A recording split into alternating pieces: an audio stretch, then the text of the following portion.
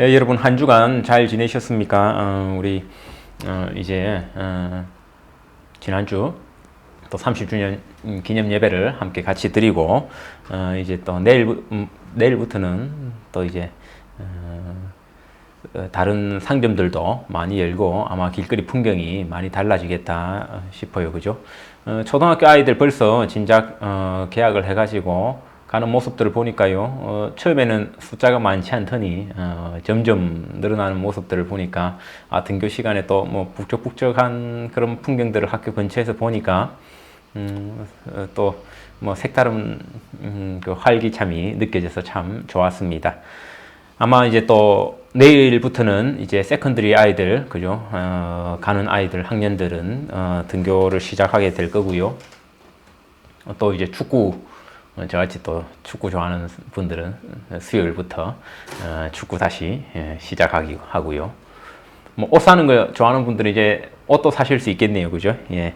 그러니까 가게마다 이제 제가 좀 살펴보니까 가게마다 쭉 약간씩 그 규정들이 다른 것 같아요. 제가 보니까 넥스트 같은 그런 의류 상점에서는 여전히 예전처럼 옷을 만지고 이렇게 살 수 있는 반면에 뭐 셀프리지 그런 가게에서는 살 의도가 있을 때만 옷을 만질 수 있게 한다 하더라고요. 그리고 그러지 못하고 내가 실수로 옷을 터치했을 때는 옷을 그 쿼런틴 하는데 3일 동안 그런 식으로 한다고 하더라고요. 향수나 아마 화장품 좋아하시는 분들, 그죠? 그런 분들은 아마 샘플 금지한다고 하는 것 같더라고요. 막 코로 들이마시고 이런 행동은 못하게 한다라고 합니다. 그러면 향수를 어떻게 사냐 모르겠지만 아마 뭐 종이에 다시 뿌려가지고 맞게는 하든가 뭐 그런 식으로 하겠지요. 그러니까 아마 우리 근처에 있는 킹스턴이나 이런 동네에서도 아마 내일부터는 북적북적해질 것 같아 이런 생각이 듭니다. 이제 그 런던 시내에서부터 시작되는데 이제 버스도 카드 찍고 타셔야 됩니다, 그죠? 이제는 버스도 앞문을 개방하기 순차적으로 앞문을 개방한다고 하니까요. 이제 뭐 무료로 타는 시절은 끝이 났다 싶네요. 오늘 이제 우리 본문 말씀을 볼 텐데요. 본문 말씀은 이제 구약 한 구절과 신약 한 구절입니다. 구약은 욥기 32장 18절에서 20절 말씀이고요. 신약은 이따가 한번 읽도록 하겠습니다. 욥기 32장 18절과 20절을 한번 제가 먼저 읽어보겠습니다. 내 속에는 말이 가득하니 내 영이 나를 압박함이니라. 보라, 내 배는 봉한 포도주통 같고 터지게 된 새 가죽 부대 같구나. 내가 말을 하여야 시원할 것이라. 내 입을 열어 대답하리라. 아멘. 이제 엘리후라는 사람의 말이었습니다. 욥기의 주제 중에 하나예요. 의인의 고난입니다. 의인의 고난.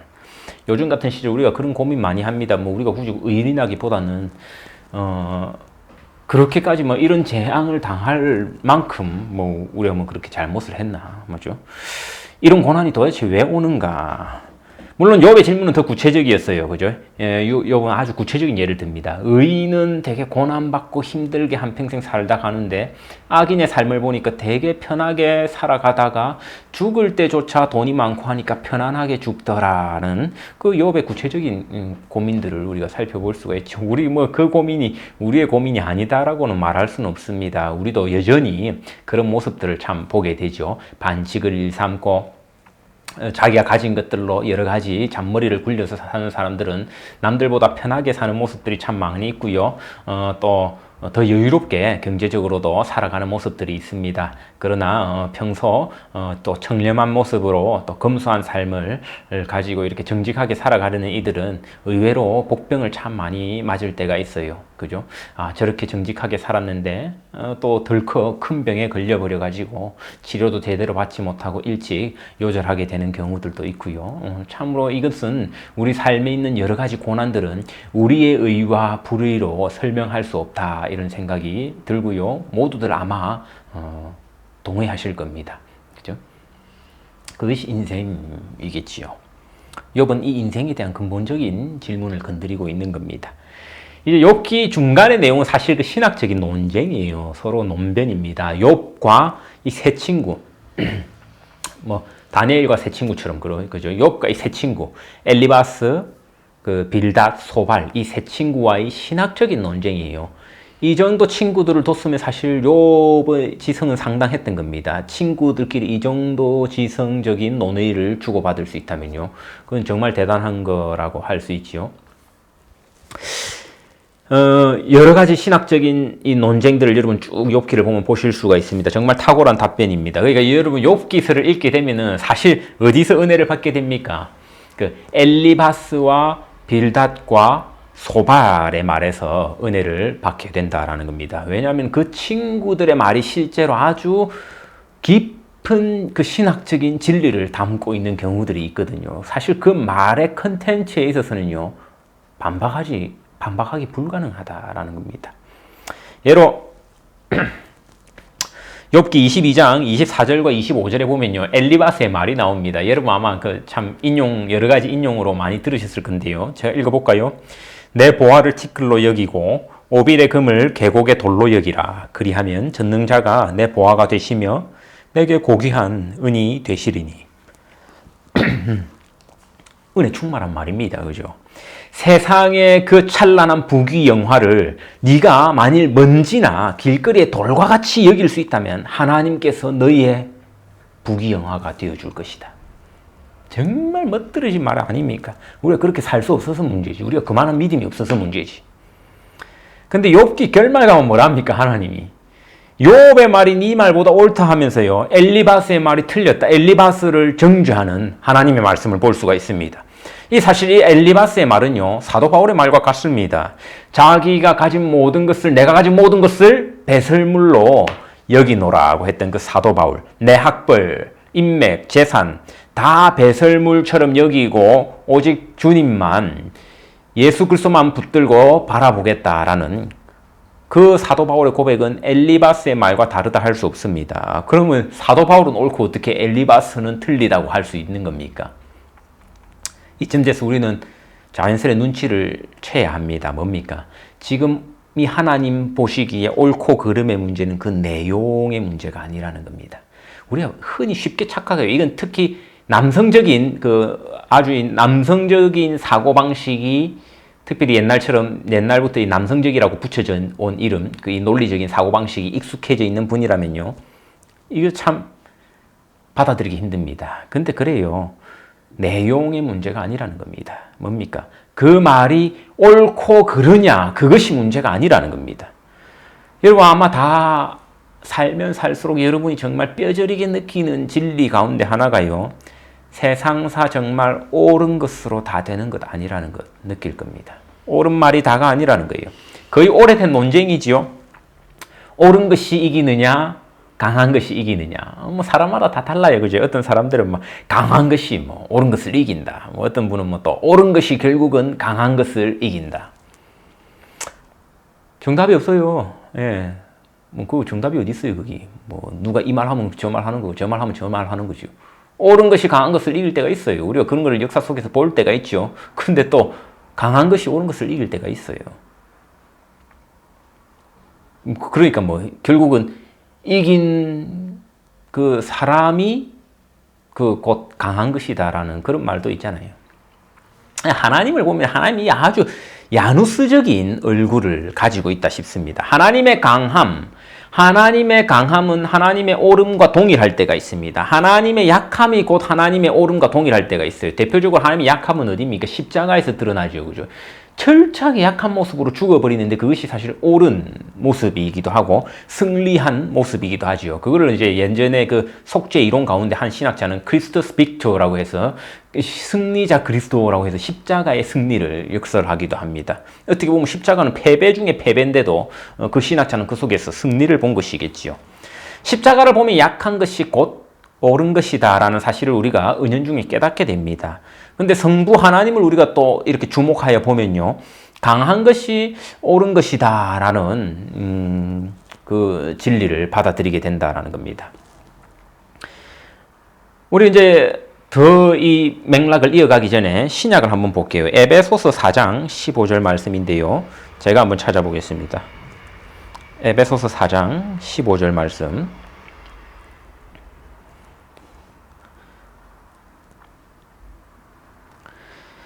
오직 사랑 안에서 참된 것을 하여 범사에 그에게까지 잘할지라. 그는 머리니 곧 그리스도라.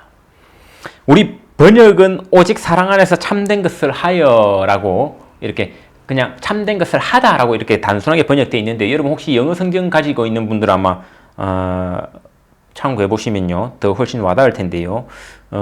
제가 가진 NIV 성경을 번역하면요 사랑 안에서 말하라 되어 있습니다. 그러니까 말을 하는데 옳은 말을 하는 것이 아니라 옳은 말을 하되 진리를 말하되 사랑 안에서 하라는 조건이 달려 있습니다.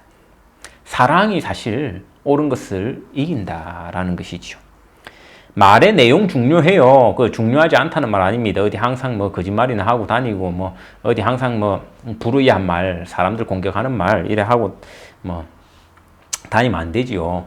하지만 더 중요한 거는요, 옳은 말을 하지만 거기에 담긴 마음이 더 중요하다라는 겁니다. 태도가 더 중요하다라는 겁니다. 여러분 아마 우리 살다 보면 100번 그런 경험이 있기 마련입니다. 이상하게 정말 옳은 말인데요, 너무 마음 상해. 너무 기분 상합니다. 그러니까 더 기분이 상해. 막 저 사람 말이 너무 옳은 거야. 막 내가 반박을 할 수가 없어. 너무 내 마음은 왜 이런지 모르겠는 겁니다. 그런 말이 있어요. 부모들 가운데는요. 보통 이제 뭐 섞여 요즘 자녀가 여럿이 아니니까 그죠. 여럿인 자녀들은 뭐 남자 아이도 있고 여자 아이도 있지만 또 요즘은 자녀가 뭐 한둘인 뭐 둘이면 많고 뭐 하나인 집안도 많잖아요. 그러니까 뭐 어떤 집은 남자 아이만 키우고 어떤 집은 여자 아이만 키웁니다. 저도 그런 말 많이 들어요. 남자 아이들 키우는 집에 부모들 말 들으면요, 남자 아이 키우는 게 세상에서 제일 그렇게 힘든가 봐. 남자 아이들 뭐 다 때리 부순대요. 장난감을 가지고 놀라고 사줬는데 이 아이는 장난감을 부수기 위해서 그걸 막 가지고 논다라는 겁니다. 놀기 위해서, 같이 사이좋게 놀기 위해서가 아니에요. 여자아이는 막 머리도 빗겨주고 막 이렇게 하는데 뭐 이 남자애는 이걸 장난감 부수려고 막 남자애들 키운다고 막 하소연을 합니다. 예, 막 다 부순다는 겁니다. 진짜 다 부순대 막. 집도 부순대요. 집도 부수고 아빠 차도 부순대요. 아빠 차도 부수고 컴퓨터도 부수고 하여튼 다 부순다. 예. 남자아이들 막 키우려면 얼마나 힘든지 그렇게 막 그런 말들을 이래 합니다. 그 이야기를 이제 옆에서 듣고 있던 딸아이의 부모가 이런 말을 했다고 하죠. 아, 그렇게 참 힘드시겠군요. 맞습니다. 우리 딸아이는 아무것도 부수지 않습니다. 아무것도 부수지 않는데 단 하나 부수는 게 있으면은 부모의 마음을 핥힌다라고 합니다. 예. 제가 그 말을 듣는데요, 너무 은혜가 되더라고. 예. 은혜를 받았습니다. 예.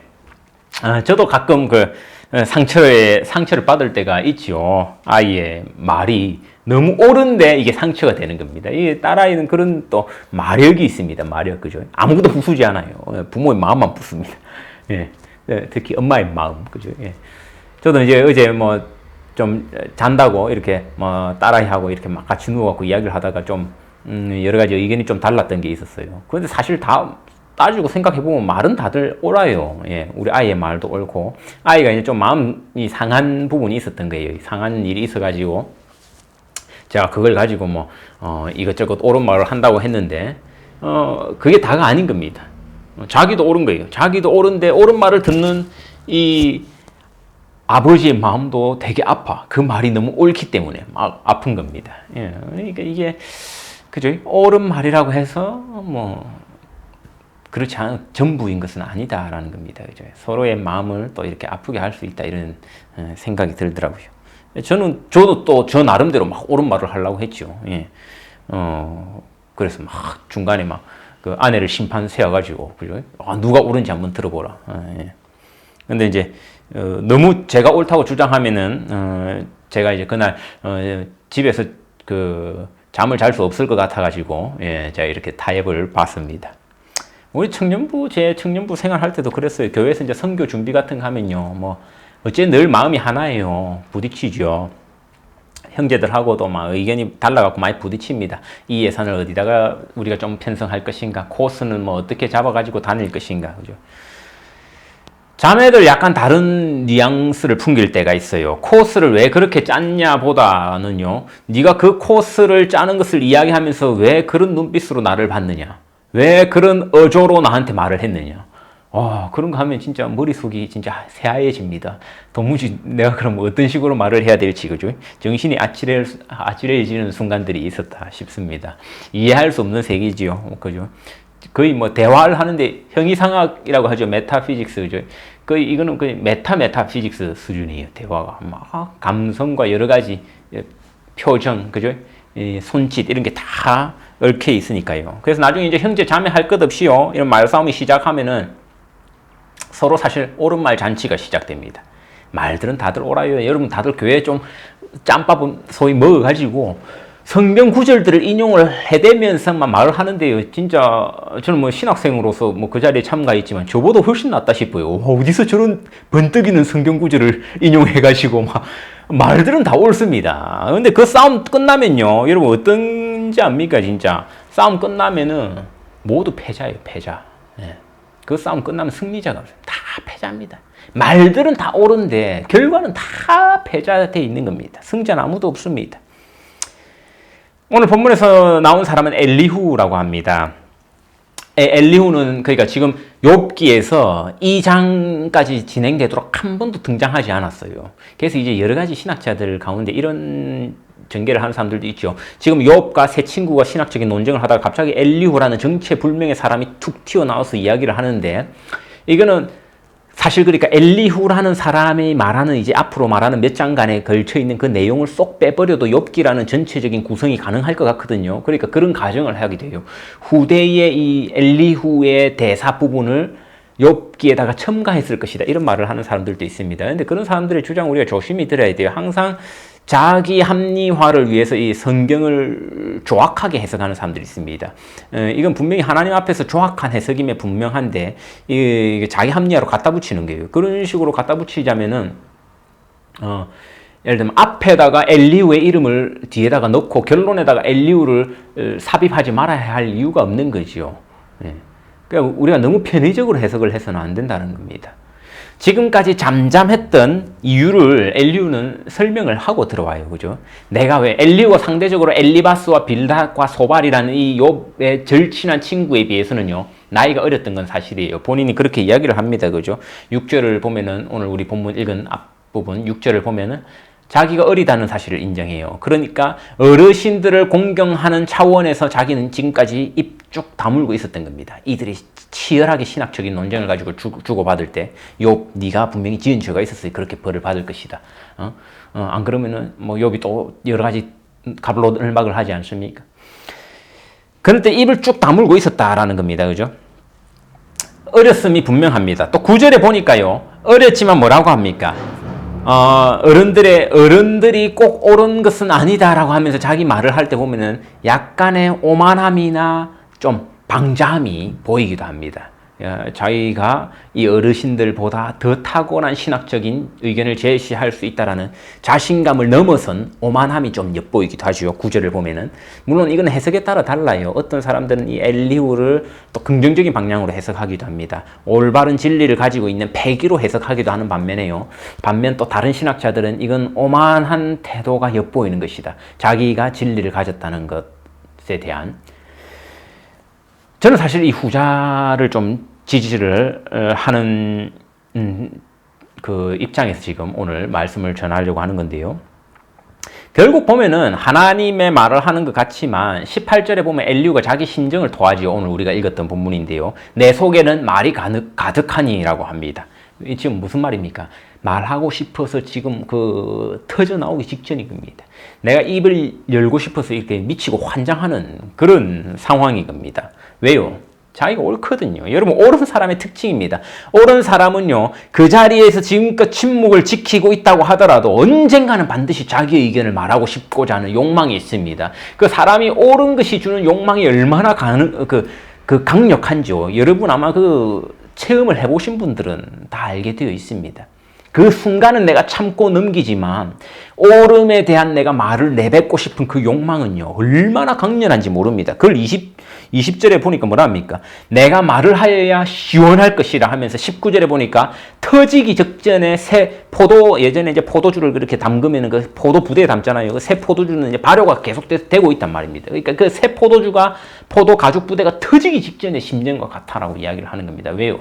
자기 속에 옳음에 대한 강력한 확신이 있거든요. 이게 무서운 겁니다, 여러분. 우리가 무엇이 옳다고 생각하면요, 이 욕망을 참기 힘듭니다. 터져버리고 싶은. 내가 말을 갖다가 다다다다닥 해버리고 싶은 그런 욕망. 우리 잘못했을 때는 찌그러져 있고 싶지요. 오를 때는 안 그래요, 여러분. 오를 때는. 옳다 싶을 때. 이 엘리후가 얼마나 자신만만하냐니까요. 22절에 보니까 하나님이 속히 데려갈 정도로라고 하면서 맹세합니다. 저는 이런 사람들의 말을 사실 본능적으로 믿지 않으려는 경향이 있어요, 저는. 내 하나님께 맹세하건대. 지금 엘리후가 그 말이잖아요. 내가 이 말이 틀리면 하나님이 지금 나를 데려가도 좋다. 그런 식으로 말하는 사람이 있거든요. 자기 말에 확신이 너무 넘쳐갖고 내가 지금 이 말이 사실이 아니면 나를 하나님이 지금 직접 벌하셔도 좋고 데려가도 좋다. 엘리후가 지금 그 말을 한 거 아닙니까?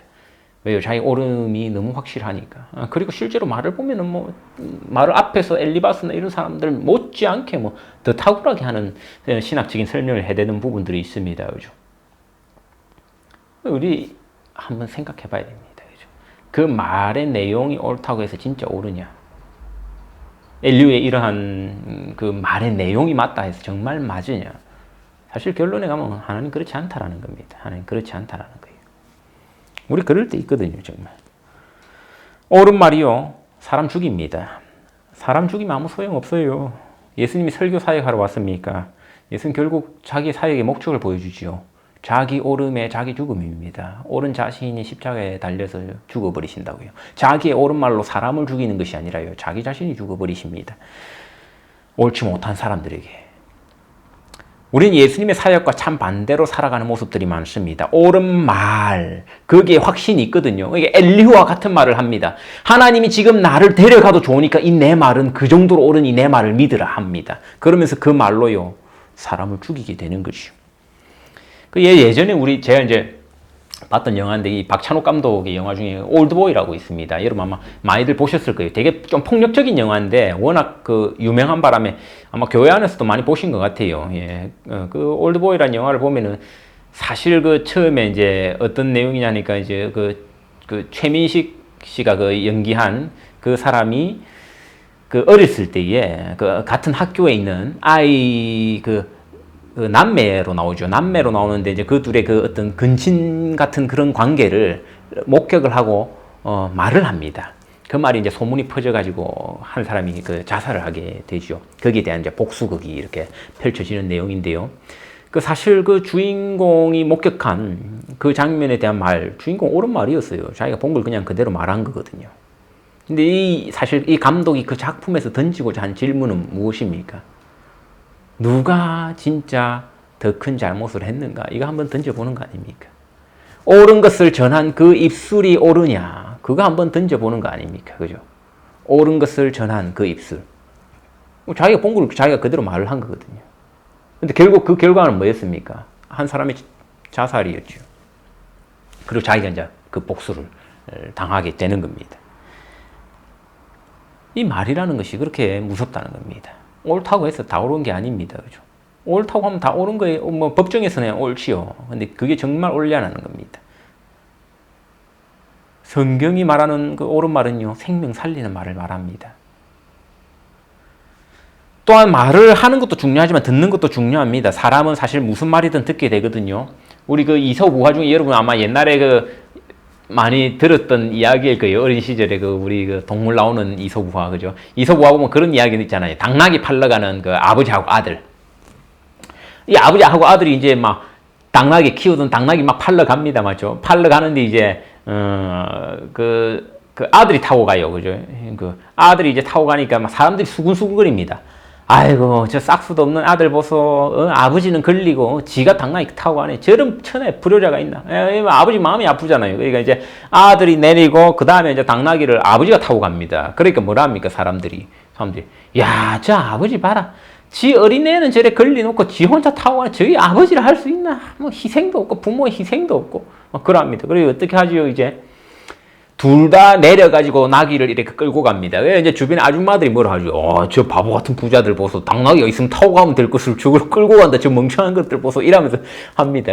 나중에 어떻게 해요? 둘이 같이 동시에 탑니다. 그래 또 요즘 같으면 동물 학대한다고 하는 것처럼 그죠? 막 손가락질합니다. 야, 저 쪼매난 나귀를 저 둘이 같이 타고 말이야. 저 어떻게 하려고 그렇게 하냐? 결국 어떻게 하죠? 이 부자가 이런 거 혹시 들어본 기억이 나실 텐데 그 당나귀를 갖다가요 이 막대에다가 묶어가지고 아버지하고 아들이 이렇게 어깨에 지고 이렇게 짊어지고 가게 됩니다. 참 우스운 이야기죠. 그러다가 이제 냇가를 건너다가 냇가에 그 급류를 만나갖고 그 당나귀가 싹 떠내려가 버리지요. 결국 나귀를 못 팔고 이 빈손으로 돌아오게 되는 그런 이야기입니다. 둘 다 뭘 보여줍니까? 어리석고 멍청함을 보여줍니다. 그죠? 그 부자의 어리석음을 보여줍니다. 이 부자의 어리석음은 어디서 나오는 겁니까? 아무 말이나 들었던 거예요. 아무 말이나. 자기들 기준이 없었던 겁니다. 자기 생각이 없었던 거예요. 자기 생각이 확고하면 되거든요. 아버지가 이번에 타고 갈게 하고 아버지가 타고 그냥 가면 되는 거예요. 근데 그 장면을 보고 궁시렁거리는 그 말이 들어오는 순간요. 무너지는 겁니다. 여러분 듣는데도 조심해야 돼요. 듣는 거. 여러분이 무슨 행동을 하든 무슨 말을 듣게 돼 있습니다.